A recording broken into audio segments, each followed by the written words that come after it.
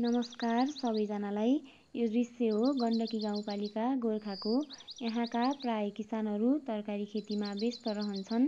ल हेरौँ है त यहाँका किसानहरूको दैनिकी।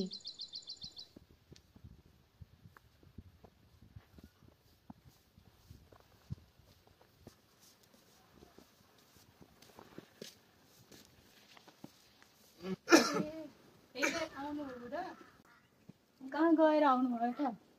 खेतमा पानी चाहन गएको थिएँ। लाई किराले त काउली बन्द सत्यानाश बनाएछ। के गर्ने होला त बुढा? के गर्न सकिन्छ र? पुरानो औषधि छँदैछ, त्यही बारीमा छर्ने त हो। जा ल्याएर।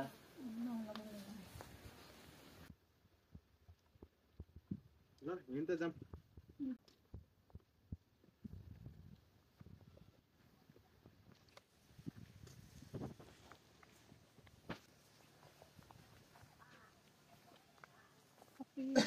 फुल्दानी फुल्दैन।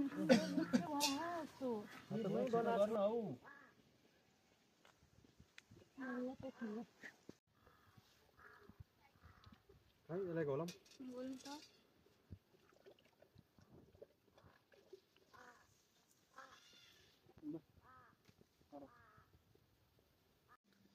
होइन के गर्दैछ नि चमेलीका बुढाबुढी? हेर न फुलमाया, यहाँ त किराहरूले सत्यानाश बनाए। औषधि छर्दैछन्। खै त बिसारी छँदा सुरक्षित उपाय अपनाएको होइन। के भन्छ नि हाम्रो बहिनीले भनेको यस्तो बिसारी छर्दा सुरक्षित उपायहरू अपनाउनु पर्छ अरे, पिपियु प्रयोग गर्नुपर्छ अरे, अनि रासायनिक भन्दा नि जैविक विषादीहरू प्रयोग गर्दा राम्रो हुन्छ अरे। नकरौ फुलमाया, तिमी 20 वर्षदेखि म यसरी नै खेती गर्दै आइरहेको छु। मेरो उत्पादन पनि तिम्रोभन्दा धेरै छ। त्यही नै ठुला कुरा गर्छौ मसँग? जे गर्छौ गर तिम्रो बुढाबुढी। लाग्यो म त। ल त जाउँ अब। हाम्रो यहाँको काम त सकियो होला। ओहो, के भयो तिमीलाई? हिँड अस्पताल, हिँड अस्पताल। के भएछ त तिमीलाई? ओहो, के भएछ हजुरलाई? ल यता बिसाउनुहोस् त, यता बिसाउनुहोस्। अनि के समस्या देखाएको छ नि? टाउको दुखिरहेछ, पेट दुखिरहेछ, भोक लाग्दैन, यहाँ टाढा छ। पहिला नि यस्तै हुन्थ्यो। हो, त्यसो भए एकछिन चेक गरौँ है। अनि के छ, अनि त्यसपछि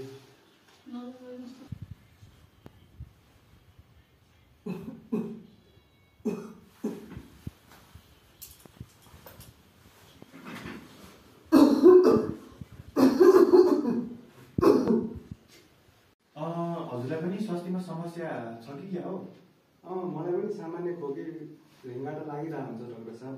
हजुर, कति समय भयो नि हजुरलाई खोकी लाग्न थालेको? 1 महिना जति हुन थाल्यो कि।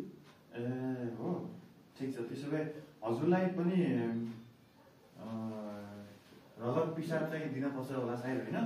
त्यसपछि त्यो दिइसकेपछि रिपोर्ट चाहिँ हाम्रो ठ्याक्कै 1 हप्ता पछि आउँछ रिपोर्ट चाहिँ। हुन्छ। अनि त्यही गरौँ न, रगत र पिसाब दिएर जानु ल्याबमा है। उसलाई चाहिँ के भएको रहेछ नि डाक्टर साहब? उनलाई चाहिँ यो विषादीको असर हो है। विषादी प्रयोग गर्दाखेरि चाहिँ जथाभावी रूपमा सुरक्षाका उपायहरू नअपनाएर चाहिँ यसले गर्दा चाहिँ टाउको दुख्ने, रिङौटा लाग्नेदेखि बान्ता हुने, अनि खान मन नलाग्ने जस्ता समस्याहरू चाहिँ देखिन्छन्। अनि त्यस्तो आफै केही छैन। मैले दबाई लेखिदिएको छु, अनि त्यही दबाई नै प्रयोग गर्दा चाहिँ उहाँलाई केही दिनमा सन्चो भइहाल्छ है। नमस्कार नमस्कार, बस्नुहोस्। के छ, हाम्रो रिपोर्ट आएछ डाक्टर साहब? रिपोर्टमा चाहिँ हजुरको अलिकति समस्या देखेको छ यसमा चाहिँ है। के भएछ नि डाक्टर साहब मलाई? अनि यसमा चाहिँ हजुरलाई पहिलो स्टेजको क्यान्सर देखेको छ होइन। अति बढी कुरा छैन। यसलाई चाहिँ समयमै औषधि गऱ्यो भने चाहिँ निको भइहाल्छ। के कारणले भएछ नि डाक्टर साहब मलाई? हजुरलाई चाहिँ यो लामो समयसम्म चाहिँ विषादीको प्रयोग गरिरहँदा, त्यसपछि विषादी प्रयोग गर्दा चाहिँ सुरक्षाका उपायहरू नअपनाएर समस्या चाहिँ देखिन्छन् है। अनि अहिलेको लागि चाहिँ म औषधि लेखिदिन्छु। अनि अरू थप कुराहरू यो विषादीको बारेमा, विषादीले चाहिँ गर्दा चाहिँ के कस्ताहरू रोगहरू, के कस्तो समस्याहरू निम्ताउँछन्, यो विषयहरू चाहिँ बुझ्नको लागि चाहिँ पालिकामा कृषि प्राविधिक हुनुहुन्छ है, उहाँसँग चाहिँ थप परामर्श लिनु होला। अहिलेलाई चाहिँ यति नै।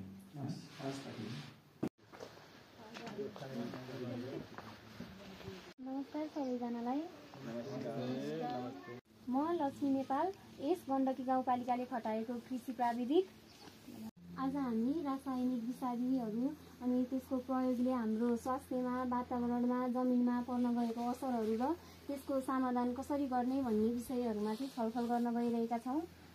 हामीले व्यावसायिक खेती गर्दा पनि रासायनिक मल, रासायनिक विषादीहरू प्रयोग नगरिकन जैविक मल, जैविक विषादीहरू प्रयोग गरेर पनि धेरै आम्दानी लिन सकिन्छ। रासायनिक मल, रासायनिक विषादी प्रयोग गर्नाले हाम्रो जमिन, स्वास्थ्य, वातावरण सबैको प्रदूषण हुने, किन माटोको उर्वरा शक्ति घट्ने हुन्छ भने जैविक मल, जैविक विषादीहरू प्रयोग गर्नाले जमिन, स्वास्थ्य, वातावरण सबैको भलो हुने हुन्छ। जैविक मलमा गडाउने मल, झोल मलहरू प्रयोग गर्न सकिन्छ।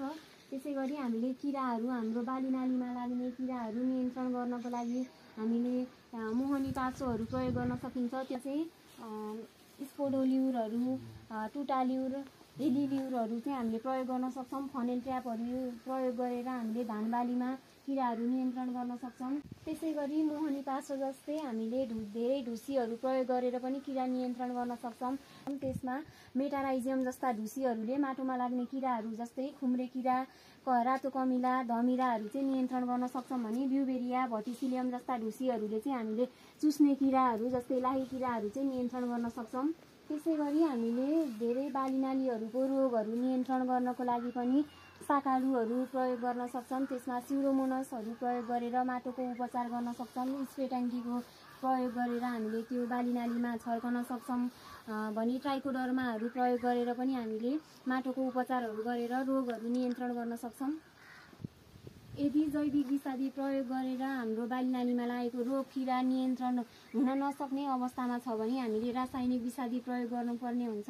यदि रासायनिक विषादी प्रयोग गर्नै परे पनि हामीले धेरै सुरक्षाको उपायहरू अपनाएर प्रयोग गर्न सकिन्छ।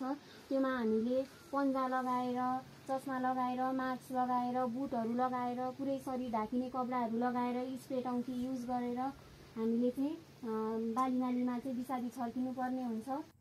त्यसै गरी हामीले रासायनिक विषादी छर्केको बोट बिरुवाहरूमा, फलफुल, तरकारीहरूमा केही दिनसम्म रासायनिक मात्रा बसिरहेको हुन्छ।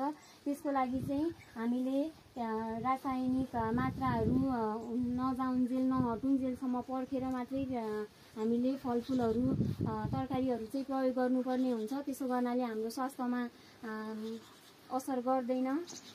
त्यसैले रासायनिक मल भन्दा जैविक मलहरू प्रयोग गर्दा धेरै फाइदाहरू हुने भएकोले हामीले जैविक मल नै, जैविक विषादीहरू नै प्रयोग गर्दा चाहिँ राम्रो हुन्छ। यदि हजुरहरूलाई मैले भनेको केही कुरामा गुनासो भए, केही कुरा अझ बुझ्न मन लागे, रासायनिक मलको बेफाइदाहरू, जैविक मलको फाइदाहरू, जैविक मल कसरी प्रयोग गर्न सकिन्छ भन्ने बारे बुझ्न मन लागे हजुरहरू कार्यालयमा आउन सक्नुहुन्छ।